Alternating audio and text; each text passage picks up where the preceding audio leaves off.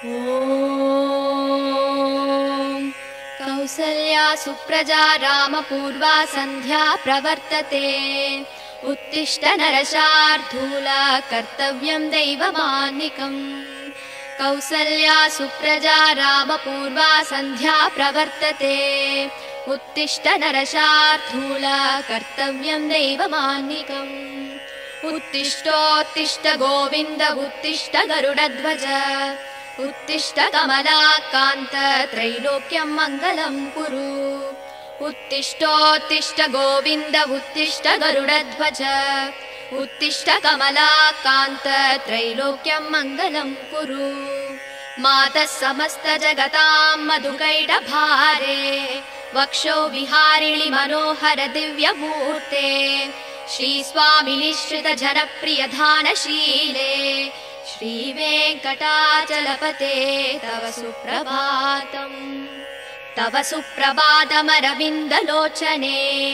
भवतु प्रसन्नमुखचन्द्रमण्डले विधिशङ्करेन्द्रवनिताभिरर्चिते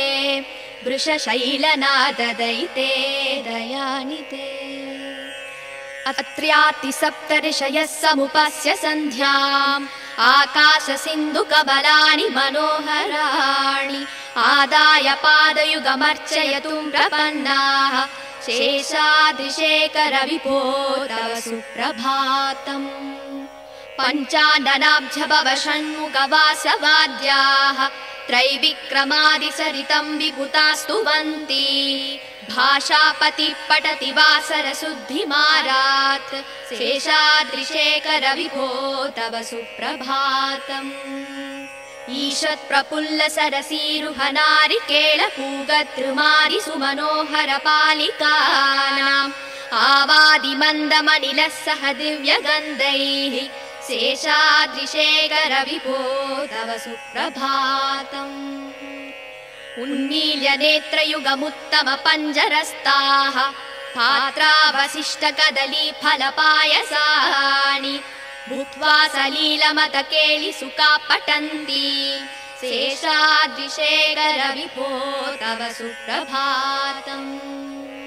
तन्त्री प्रकर्ष मधुरस्वनया विपञ्च्या गायत्यनन्त सरितं तव नारतोऽपि भाषा समक्रम सकृत्कर साररम्यम् शेषाद्रिशेखर विभो तव सुप्रभातम् भृङ्गावली समकरन्तरसानुवित्त जङ्गारगीत निरदै सह सेवनाय निर्याद्युपान्त सरसी कमलोदरेभ्यः शेषाद्रिशेखर विभो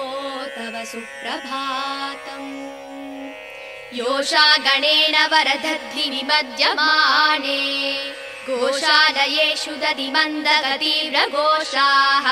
रोषा कलिम्बितदते ककुपस्स कुम्भाः शेषाद्रिशेखर विभो तव सुप्रभातम् पद्मे समित्र सदपत्र गदानि वर्गाः हर्तुं श्रियं कुवलयस्य निजाङ्गलक्ष्म्या भेरी निनादमिव बिभ्रति तीव्रनादम् शेषाद्रिशेखर विभो तव सुप्रभातम् श्रीमन्नभीष्टवरदाखिल लोकबन्धो श्री श्रीनिवास जगदेकदयैक सिन्धो श्रीदेवता गृहभुजाङ्कर दिव्यमूर्ते श्रीवेङ्कटाचलपते तव सुप्रभातम् श्रीस्वामि पुष्करिणिका प्लव निर्मलाङ्गा श्रेयोधिनो हर विरिञ्चि सनन्दनाध्याः द्वारे वसन्ति वरवेत्र हतोत्तमाङ्गाः श्रीवेङ्कटाचलपते तव सुप्रभातम् श्रीशेषशैलगरुडाचल वेङ्कटाद्रिनारायणाद्रिविषवाद्रिविषाद्रिमुख्याम् आख्यां त्वदीय वसते रनि संवदन्ति श्रीवेङ्कटाचलपते तव सुप्रभातम् सेवा परा शिव सुरेश कृशानुधर्म रक्षोऽम्बुनाथ भवमान धनाधिनाथाः भक्ताञ्जलि प्रविलसन् निज शीर्षदेशाः श्रीवेङ्कटाचलपते तव सुप्रभातम् दाटी सुदेविह गराज मृगाधिराज नागाधिराज गजराज हयाधिराजाः स्वस्वाधिकारमहिमादिकमर्दयन्ते श्रीवेङ्कटाचलपते तव सुप्रभातम्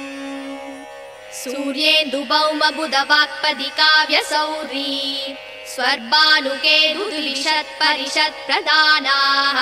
द्वद्वासदासचरमावदिदासदासाः श्रीवेङ्कटाचलपते तव सुप्रभातम् द्वत्पादधूलिपरितस्फुरितोत्तमाङ्गाः स्वर्गापवर्गनिरपेक्ष निजाङ्गराङ्गाः कल्पाकमालयनयाकुलतां लभन्ते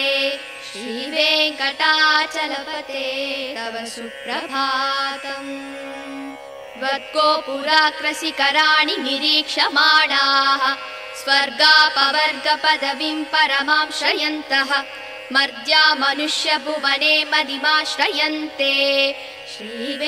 श्रीवेङ्कटाचलपते तव सुप्रभातम्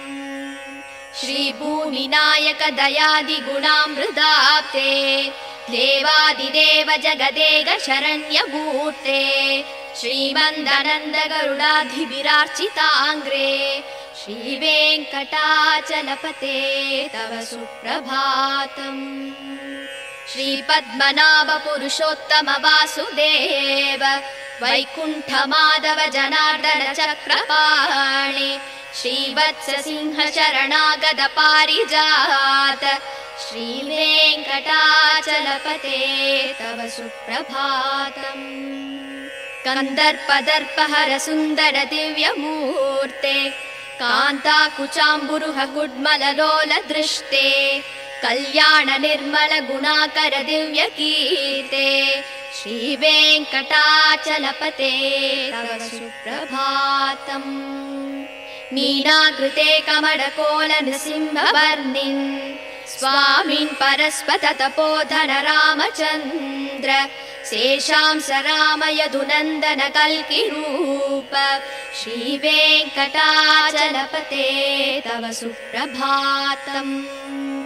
एलालवङ्गघनसार सुकन्ति तीर्थम् दिव्यं वियत्सरिति हेम घटेषु पूर्णम् धृत्वाद्य वैदिकसिकामणयः प्रहृष्टाः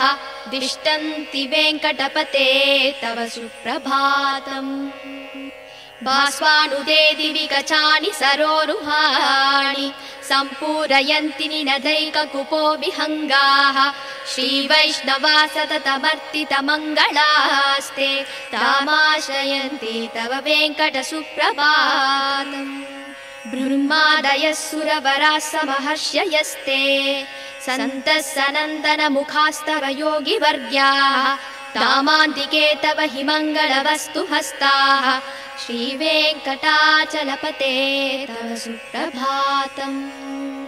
लक्ष्मीनिवास निरवद्य गुणैक सिन्धो संसार सागर समुत्तरणैक सेतो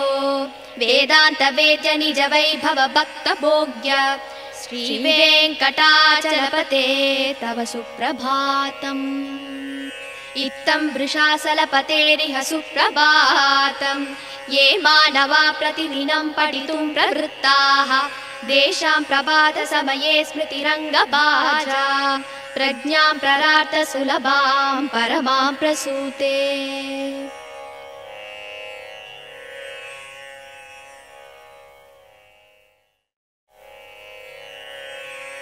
ॐ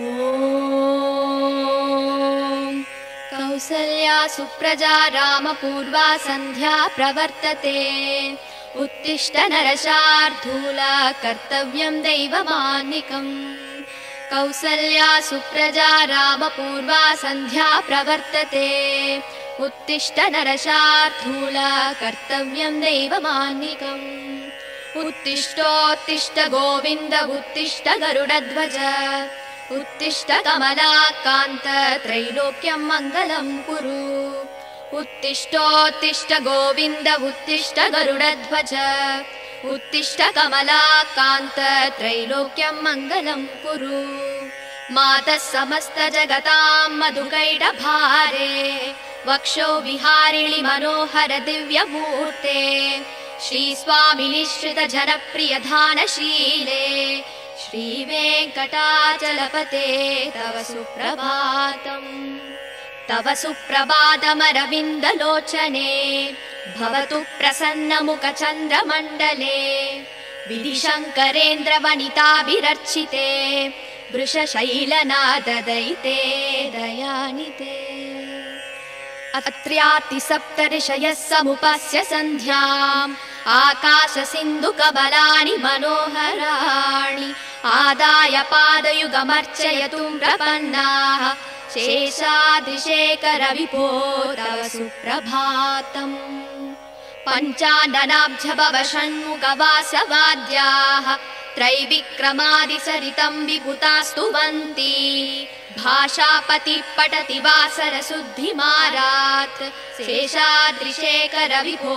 तव सुप्रभातम् ईषत् प्रफुल्ल सरसीरुहनारिकेळपूगतृमारि सुमनोहर पालिकानाम् आवादिमन्दमनिलः सह दिव्यगन्धैः शेषाद्रिशेखर विभो तव सुप्रभातम् उन्मील्य नेत्रयुगमुत्तम पञ्जरस्ताः पात्रावशिष्ट कदली फलपायसानि भूत्वा सलीलमतकेलि सुखा पठन्ति शेषाद्रिशेखर विभो तव सुप्रभातम् तन्त्री प्रकर्ष मधुरस्वनया विपञ्च्या गायत्यनन्त सरितं तव नारतोऽपि भाषा समक्रम सकृत्कर साररम्यम् शेषाद्रिशेखर विभो तव सुप्रभातम् भृङ्गावली समकरन्तरसानुवित्त जङ्गारगीतरिणदै सह सेवनाय निर्याद्युपान्त सरसी कमलोदरेभ्यः शेषाद्रिशेखर विभो तव सुप्रभातम् योषा गणेन वरदध्नि विमध्यमाने गोशालयेषु दधिमन्दगतीव्रघोषाः रोषा कलिम्बितदते ककुपस्स कुम्भाः शेषाद्रिशेखर विभो तव सुप्रभातम् पद्मे समित्र सदपत्र गदालिवर्गाः हर्तुं श्रियं कुवलयस्य निजाङ्गलक्ष्म्या भेरी निनादमिव बिभ्रति तीव्रनादम् शेषाद्रिशेखर विभो तव सुप्रभातम् श्रीमन्नभीष्टवरदाखिल लोकबन्धो श्री श्रीनिवास जगदेकदयैक सिन्धो श्रीदेवता गृहभुजाङ्कर दिव्यमूर्ते श्रीवेङ्कटाचलपते तव सुप्रभातम् श्रीस्वामि पुष्करिणिकाप्लव निर्मलाङ्गा श्रेयोधिनो हर विरिञ्चि सनन्दनाध्याः द्वारे वसन्ति वरवेत्र हतोत्तमाङ्गाः श्रीवेङ्कटाचलपते तव सुप्रभातम् श्रीशेषशैलगरुडाचल वेङ्कटाद्रिनारायणाद्रिविषवाद्रिविषाद्रिमुख्याम् आख्यां त्वदीय वसते रनि संवदन्ति श्रीवेङ्कटाचलपते तव सुप्रभातम् सेवा परा शिव सुरेश कृशानुधर्म रक्षोऽम्बुनाथ भवमान धनाधिनाथा भक्ताञ्जलि प्रविलसन्निज शीर्ष देशाः श्रीवेङ्कटाचलपते तव सुप्रभातम् दाटीषु देविह गराज मृगाधिराज नागाधिराज गजराज हयाधिराजाः स्वस्वाधिकार महिमादिकमर्दयन्ते श्रीवेङ्कटाचलपते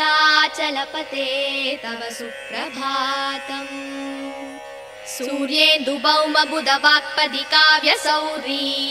स्वर्भानुकेतुद्विषत् परिषत् प्रदानाः वद्वासदास चरमावधि दास दासाः श्रीवेङ्कटाचलपते तव सुप्रभातम् द्वत्पादधूलिपरितस्फुरितोत्तमाङ्गाः स्वर्गापवर्गनिरपेक्ष निजाङ्गराङ्गाः कल्पाकमाललनयाकुलतां लभन्ते श्रीवेङ्कटाचलपते तव सुप्रभातम् त्वद्गोपुराकृशिखराणि निरीक्षमाणाः स्वर्गापवर्गपदवीं परमां श्रयन्तः मर्त्या मनुष्यभुवने मदिमाश्रयन्ते श्रीवेङ्कटाचलपते तव सुप्रभातम् श्रीभूमिनायक दयादिगुणामृताप्ते देवादिदेव जगदेक शरण्यमूर्ते श्रीमन्दनन्द गरुडाधिभिरार्चिताङ्ग्रे श्रीवेङ्कटाचलपते तव सुप्रभातम् श्रीपद्मनाभ पुरुषोत्तम वासुदेव वैकुण्ठ माधव जनार्दन चक्रपाणि श्रीवत्स सिंह शरणागत पारिजात श्रीवेङ्कटाचलपते तव सुप्रभातम् कन्दर्पदर्पहर सुन्दर दिव्यमूर्ते कान्ताकुचाम्बुरुह गुड्मललोल दृष्टे कल्याण निर्मल गुणाकर दिव्य कीर्ते श्रीवेङ्कटाचलपते तव सुप्रभातम् मीनाकृते कमलकोल नृसिंहवर्णिन् स्वामिन् परस्पत तपोधन रामचन्द्र शेषांस राम यदुनन्दन कल्किरूप श्रीवेङ्कटाचलपते तव सुप्रभातम् एलालवङ्गघनसार सुकन्ति तीर्थम् दिव्यं वियत्सरिति हेम घटेषु पूर्णम् धृत्वाद्य वैदिकसिकामणय प्रहृष्टाः दिष्टन्ति वेङ्कटपते तव सुप्रभातम् भास्वानुदे दिवि कचानि सरोरुहाणि सम्पूरयन्ति निनदैककुपो विहङ्गाः श्रीवैष्णवा सततमर्तितमङ्गलास्ते तामाश्रयन्ति तव वेङ्कट सुप्रभातम् ब्रह्मादयः सुरवराः समहर्षयस्ते सन्तः सनन्दन मुखास्तव योगिवर्ग्याः तामान्तिके तव हि मङ्गलवस्तु हस्ताः श्रीवेङ्कटाचलपते तव सुप्रभातम् लक्ष्मीनिवास निरवद्य गुणैक सिन्धो संसार सागर समुत्तरणैक सेतो वेदान्त वेद्य निज वैभव भक्त भोग्य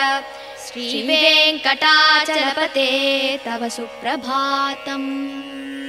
इत्थं वृषाचलपतेरिह सुप्रभातम् ये मानवा प्रतिदिनं पठितुं प्रवृत्ताः तेषां प्रभात समये स्मृतिरङ्गभाजा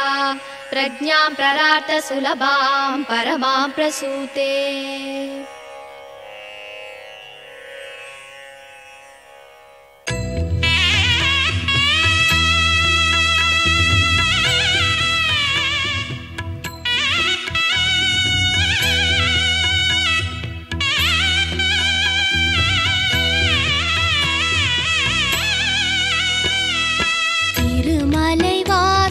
श्री श्रीनिवासा तिरुमगळ पोற்றும் अழகிयने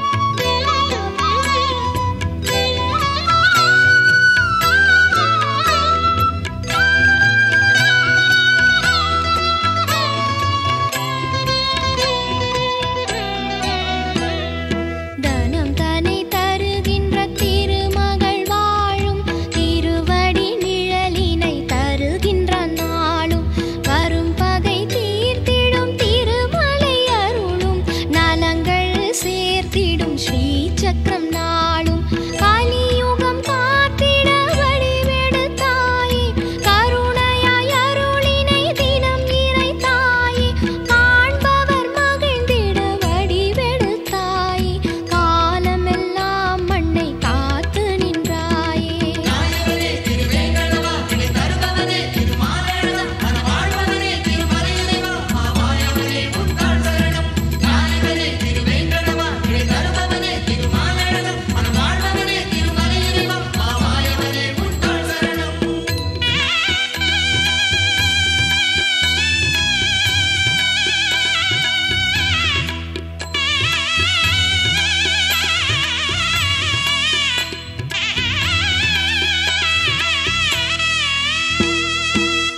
வேங்கடமலையை நாம் நினைத்தாலே வேதனை மறையும் அவன் நாமத்தாலே செல்வங்கள் பொழியும் வான்மழை போலே தினம் அவன் மலரடி தொழுது வந்தாலே ஆயிரம் சூரியன் ஒளியென நீயும் மலைகளில் திகழ்ந்தாய் மகிமைகள் அறிந்தோம் மாயனே உன்னடி சரணங்கள் ஐயா மாதவனே உந்தன் நாமங்கள் மறவேன்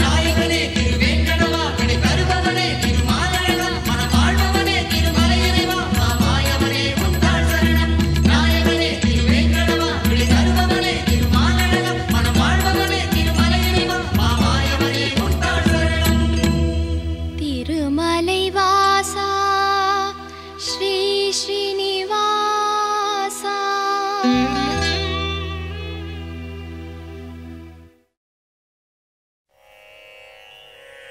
கமலம் மலர் மேல் வசிக்கும் மகளே உறைவாள் பெருமாள் திருமார்பினிலே திகழும் நல் குங்கும மேனியனே விஜயீ பவ வெங்கட சைலபதே கமலம் மலர் மேல் வசிக்கும் மகளே உறைவாள் பெருமாள் திருமார்பினிலே திகழும் நல் குங்கும மேனியனே விஜயீ பவ வெங்கட சைலபதே கமலம் இதற்போல் நல் கண்ணுடையான் கடல் மேல் உரை பஞ்சனை கொண்டவனே நலங்கள் தரும் செல்வம் எல்லாம் தருவாய் திருவேங்கடனே என்னை காத்தருள்வாய் எழில் பிரம்மனுடன் சிவன் ஆறுமுகன் எனும் தெய்வம் எல்லாம் உன்னை போற்றிடுவார் இறைவா தலைவா திருவேங்கடவா ரிஷசைலபதே என்னை காத்தருள்வாய் என்னை தீண்டிடும் வல்வினை தீவினைகள் பல நூறு தவறுகளின் துயர் நிலைகள் யாவும் தீண்டிட உன்னை நாடுகிறேன் தயவை தந்தென்னை காத்தருள்வாய் உயர் வேங்கட மாமலை மீதினிலே வரம் யாவும் தருகின்ற வள்ளலும் நீ மறைகள் போற்றும் பரம்பொருள் மறவேன் உனையின்றி தெய்வம் இல்லை குழலின் ஒளியால் பல நூறு கோடி அழகிய கோபியர் கண்டவன் நீ பல நூறு கோடி மதனின் அழகை வசுதேவன் மகன் உனை அறிவேனே ரகுகுல திலகா தசரதன் மகனே விலையேந்திய வீரனின் ரகுநாயகன் ராமா என்னும் பெயரால் என்னை காத்தருள் செய்யும் கருணை கடலே பூதேவியின் மகளாம் சீதையினை பூங்கரந்தனை பிடித்த நாயகனே தென் இலங்கை நரக்கனை மாய்த்தவனே உன் மலர் எனும் திருவடி சரணமையா நல் வீரமும் முகமும் நல்குணமும் இரு தோளழகும் தினம் கொண்டவனே ரகுகுல தெய்வம் உன்னை அன்றி எந்தன் மனதினில் இனி ஒரு தெய்வமில்லை உன்னை அன்றி தெய்வம் இலை வெங்கடேஷா உன் நாமம் வேறின்றி ஏதுமில்லை ஸ்ரீனிவாசா ஹரே வெங்கடேஷா அருள்வாய் அருள்வாய் மரவேன் வெங்கடேஷா விருப்பம் அருள்வாய் மனம் முந்தன் அடியை மறவாமல் இருக்க தினம் உன்னை தியானித்து நிற்கின்றேன் அதன் காரணத்தால் முந்தன் திருக்கோலம் எனக்கருள் செய்திடுவாய் பிரபு வெங்கடேஷா பிறவிகளால் ஏற்பட்ட தீவினையால் பிழைகள் 100 செய்தேன். மன்னித்தருள் மன்னித்தருள் சேஷசைல சிகாமணி.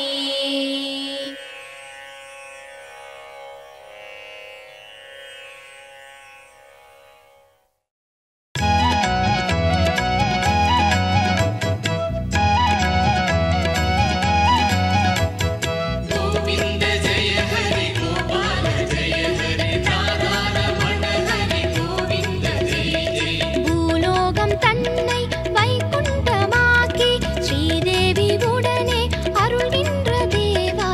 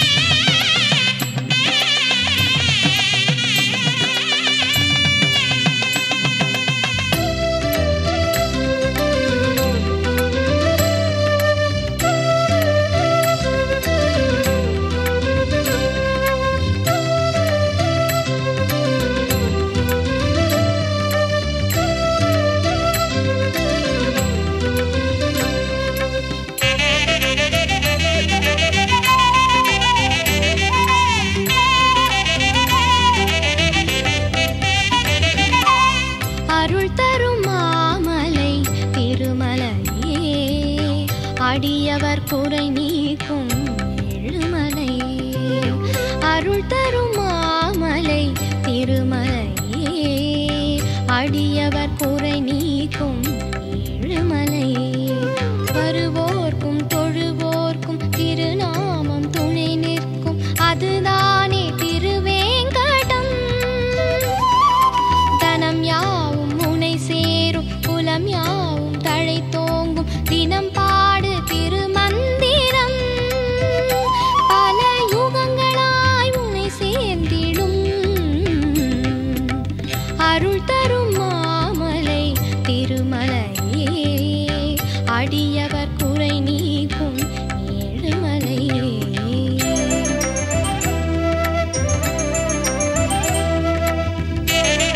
அருள்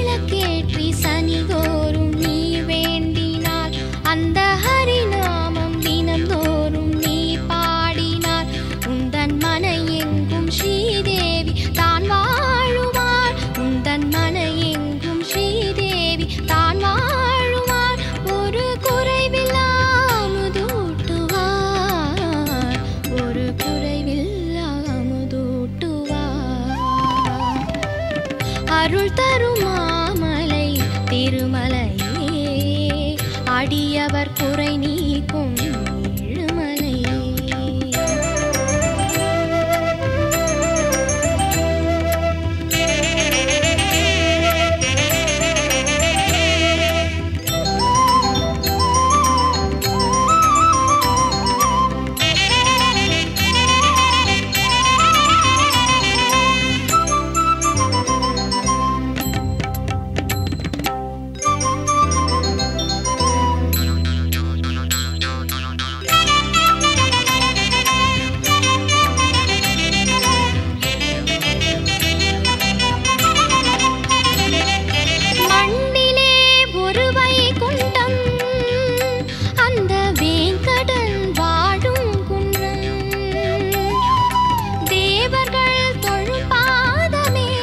அடியவர் குறை நீக்கும்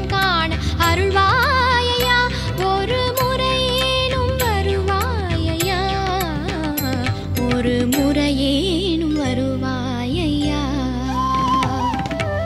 அருள் தரும் மாமலை திருமலையே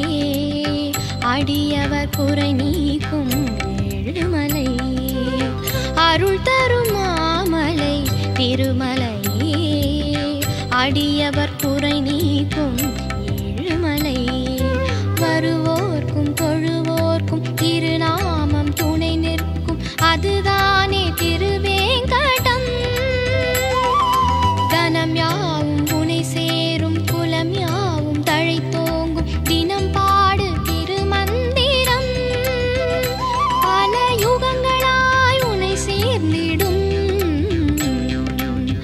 அருள் தரும் மாமலை திருமலையே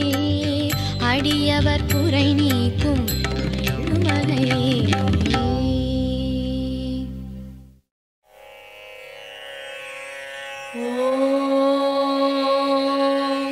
कौसल्या सुप्रजा रामपूर्वा सन्ध्या प्रवर्तते उत्तिष्ठ नरशार्दूल कर्तव्यं दैवमान्निकम् कौसल्या सुप्रजा रामपूर्वा सन्ध्या प्रवर्तते उत्तिष्ठ नरशार्दूला कर्तव्यं दैवमान्निकम् उत्तिष्ठोत्तिष्ठ गोविन्द उत्तिष्ठ गरुडध्वज उत्तिष्ठ कमलाकान्त त्रैलोक्यं मङ्गलं कुरु उत्तिष्ठोत्तिष्ठ गोविन्द उत्तिष्ठ गरुडध्वज उत्तिष्ठ कमलाकान्त त्रैलोक्यं मङ्गलं कुरु मातः समस्त जगतां मधुकैटभारे वक्षो विहारिणि मनोहर दिव्यमूर्ते श्रीस्वामि निश्रित जनप्रियधानशीले श्रीवेङ्कटाचलपते तव सुप्रभातम् तव सुप्रभातमरविन्दलोचने भवतु प्रसन्नमुखचन्द्रमण्डले विधिशङ्करेन्द्रवनिताभिरर्चिते वृषशैलनाददयिते दयानिते अत्र्यातिसप्तऋषयः समुपस्य सन्ध्याम् आकाशसिन्धुकबलानि मनोहराणि आदाय पादयुगमर्चयतुं प्रपन्नाः शेषाद्रिशेखरविभो तव सुप्रभातम् पञ्चाननाब्जभव षण्मुखवासवाद्याः त्रैविक्रमादिसरितं विभुतास्तुवन्ति भाषापति पठति वासरशुद्धिमारात् शेषाद्रिशेखरविभो तव सुप्रभातम् ईषत्प्रफुल्ल सरसीरुहनारिकेळपूगद्रुमादि सुमनोहर पालिकानाम् आवादिमन्दमनिलः सह दिव्यगन्धैः शेषाद्रिशेखरविभो तव सुप्रभातम् उन्मील्य नेत्रयुगमुत्तम पञ्जरस्ताः पात्रावशिष्टकदली फलपायसानि भूत्वा सलीलमतकेलि सुखा पठन्ति शेषाद्रिशेखरविभो तव सुप्रभातम् तन्त्री प्रकर्ष मधुरस्वनया विपञ्च्या गायत्यनन्तसरितं तव नारतोऽपि भाषा समक्रमसकृत्करसाररम्यम् शेषाद्रिशेखरविभो तव सुप्रभातम् भृङ्गावली समकरन्तरसानुभित्तजङ्गारगीतनिनदै सह सेवनाय निर्याद्युपान्तसरसी कमलोदरेभ्यः शेषाद्रिशेखरविभो तव सुप्रभातम् योषा गणेन वरदद्विनिमज्यमाने गोशालयेषु दधिमन्दगतीव्रघोषाः रोषा कलिम्बितदते ककुपस्स कुम्भाः शेषाद्रिशेखरविभो तव सुप्रभातम् पद्मे समित्र सदपत्र गदानि वर्गाः हर्तुं श्रियं कुवलयस्य निजाङ्गलक्ष्म्या भेरी निनादमिव बिभ्रति तीव्रनादम् शेषाद्रिशेखरविभो तव सुप्रभातम् श्रीमन्नभीष्टवरदाखिललोकबन्धो श्री श्रीनिवास जगदेकदयैकसिन्धो श्रीदेवतागृहभुजाङ्कर दिव्यमूर्ते श्रीवेङ्कटाचलपते तव सुप्रभातम् श्रीस्वामि पुष्करिणिकाप्लवनिर्मलाङ्गा श्रेयोधिनो हर विरिञ्चि सनन्दनाद्याः द्वारे वसन्ति वरवेत्र हतोत्तमाङ्गाः श्रीवेङ्कटाचलपते तव सुप्रभातम् श्रीशेषशैलगरुडाचल वेङ्कटाद्रिनारायणाद्रिविषवाद्रिविषाद्रिमुख्याम् आख्यां त्वदीय वसतेरनि संवदन्ति श्रीवेङ्कटाचलपते तव सुप्रभातम् सेवा पराशिव सुरेश कृशानुधर्म रक्षोऽम्बुनाथ भवमान धनाधिनाथाः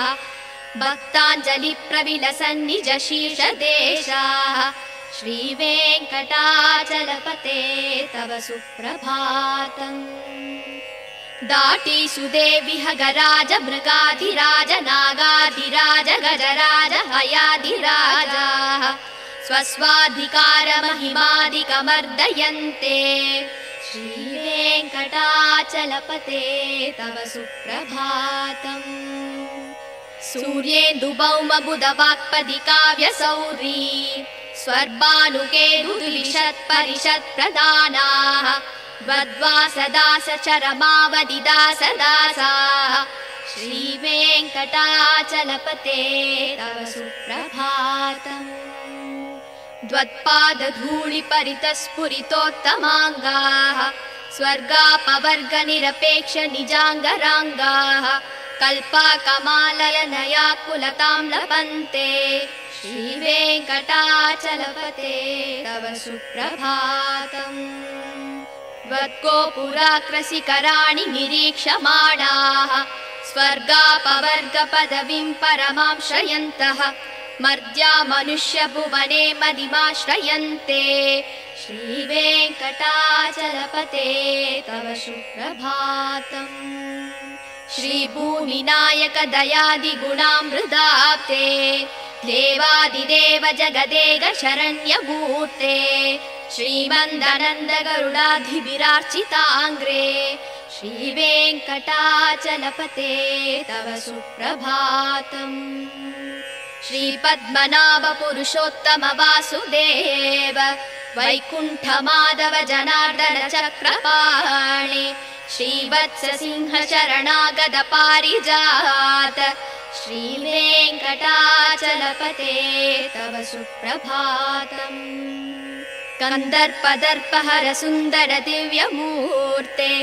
कान्ताकुचाम्बुरुह गुड्मललोल दृष्टे कल्याण निर्मल गुणाकर दिव्यकीर्ते श्रीवेङ्कटाचलपते तव सुप्रभातम् मीनाकृते कमलकोल नृसिंहवर्णिन् स्वामिन् परस्पत तपोधन रामचन्द्र शेषांस राम यदुनन्दन कल्किरूप श्रीवेङ्कटाचलपते तव सुप्रभातम्